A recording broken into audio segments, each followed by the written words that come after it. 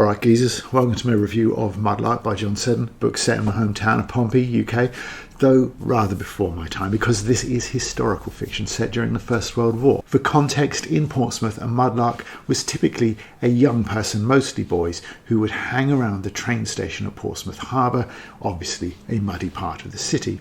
They would effectively beg for coins to be thrown by the passengers as they got off the train. And while the local authorities most definitely considered it begging, it was more than that.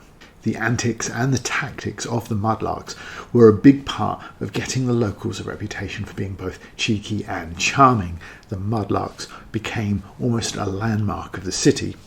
Mudlarking continued into the 20th century and is viewed locally with a degree of nostalgia. Reg and Jimmy are two such mudlarks with a degree of experience, but when Reg finds a skull in the harbour, it attracts the attention of the police, and when they take off their boots to climb down into the mud, it tests the morals of Jimmy, who is too poor to own his own shoes. It is a test he fails, and with 7 pairs of stolen booty, the two lads flee first to their friend Archie's and then to the local pawnbroker. He sadly is canny enough to note that the boots are marked as belonging to the police. The boys are both still shoeless, but now they're wanted by the police as well. Jimmy, the narrator, takes us through the rough and ready world of Portsea as the impact of the war is felt. The masses don't cope as well as traditional or more sanitised viewpoints suggest.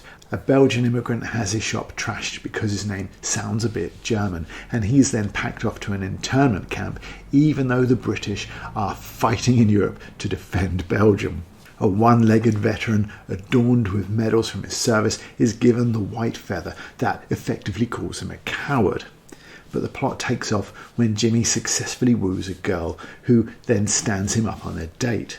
But with the army training on the hills around the city, bodies of local women are appearing in Portsmouth. Jimmy and Reg are drawn into the mystery and find that the murders are appearing when the king himself visits the city. But when the long arm of the law descends upon them for the boot theft, they are forced to enlist despite being underage. To continue their search, they have to escape the boot camp and return without being caught. Surer and surer of their suspicions about the king, they break into the offices of the local newspaper and insert an article that accuses him outright. This causes a scandal, and once again the authorities are on the trail of Jimmy and Reg. This time the charge, though, will be treason, and the penalty for that is death. However, with the help of their drill instructor, they hope to be packed off to the front before the law can catch up with them. Though the book begins with a framing narrative that sets the tone for a darker ending, once Jimmy's narrative switches back to the beginning of the story, it feels for a while as if the reader is being given a tour of the city. There are local landmarks mentioned as significant, things like Palmer's brush factory, for example. And when Jimmy and Reg linger over the sweet shop, I began to feel a touch like this was more about nostalgia baiting somebody of my grandmother's generation. But Mudlarks is written in a way that seems more for a much younger generation. My grandmother would certainly not have approved of the swearing, even though it's mispronounced and spelt for both comedic effect and avoiding the eye of more Puritan parents. There is no denying, though, that the warmth of the comradeship between the two boys resonates off the page, making them both highly likeable and carrying the early going a touch. The pace of the story really picks up as it goes along, as does the danger the two boys and those around them find themselves in.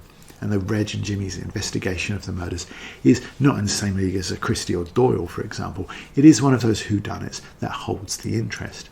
It may be then that the desire to solve the case, particularly with connections to both the King and Jack the Ripper being suggested, that might make its resolution a touch disappointing to some.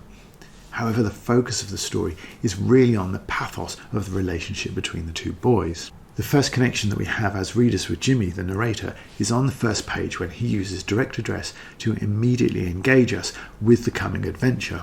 Do you ever wonder how you ended up where you are? The tone, however, is melancholic, a more mature voice than that which will guide us through the adventure. It's tinged with regret. It sets the story up for an emotional resonance, which is probably important because for the most part, the mudlarking japes that follow is of a more comical nature.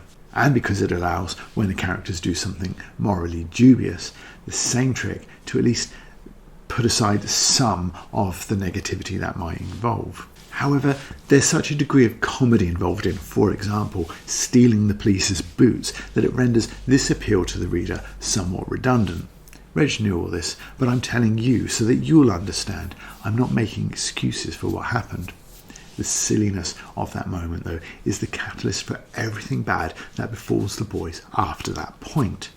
Even a trip to the cinema allows for Jimmy to draw us closer to the action, not only drawing on the inclusive director dress, but our shared national pastime and the knowing, slightly grim humour that often accompanies it. This example comes after a trip to see the latest Charlie Chaplin movie. There's something special about laughing your heart out with 500 strangers in the dark. Good old Charlie brought us all together, made us feel part of something bigger.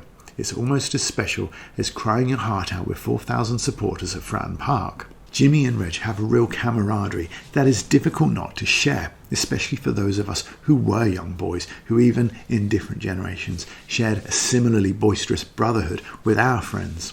It makes for an enjoyable, entertaining journey through the past.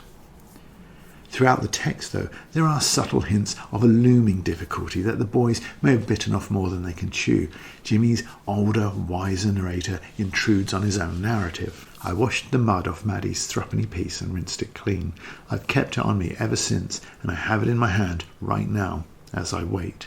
Maddie herself makes a significant impact in her one scene that allows for something like this to give the heartstrings a gentle tug and remind the reader that it isn't all sunshine and mudlarking. There is a genuine peril in the present, as well as whatever fate sits on the periphery of the story. In terms of the tone, it is well judged, a nudging of the needle rather than a veering from extreme to extreme. This throwaway line after Jimmy sees a portrait of the king serves to foreshadow his future suspicions. I realised how the king had got all his medals. He must have awarded them all to himself. You can get away with murder when you're a king. Because World War I is one of the few topics that gets strong engagement with boys in school, it's a shame that this novel isn't more widely recognised.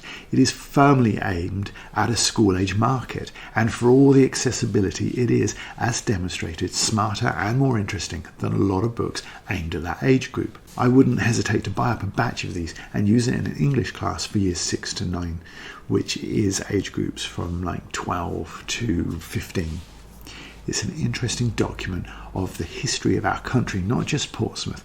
It is careful to show the negative sides of nationalism, especially when manipulated by others. Boys are really overlooked in the current reading choices schools are making, and I'd really like to see how this would go down with a class or two. Until that happens, Mudlarks will remain a witty, charming and moving little gem that is sadly underappreciated. Mudlarks deserves way more than Puffin, the original publishers, did to promote it, and I hope you'll take my recommendation and get yourself downtown and buy one in it. Thanks for watching. Like and subscribe for more like this. My own novel, Sexton Lovecraft, a science fiction comedy, is coming soon. Here's a trailer. Are you Sexton Lovecraft? Sexton Lovecraft? Wake up, Sexton. What? Professor Lovecraft. Please, call me Professor Lovecraft. You have been found guilty of the most hideous crimes. The sentence is death. Have you any last words? Small crowd. Damn, they got you fast.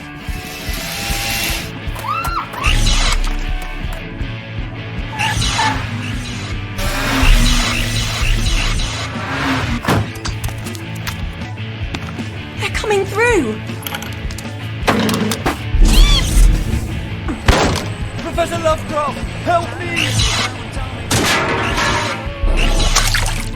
Oh my God! They turned Professor Cohen into water. I don't think that's water.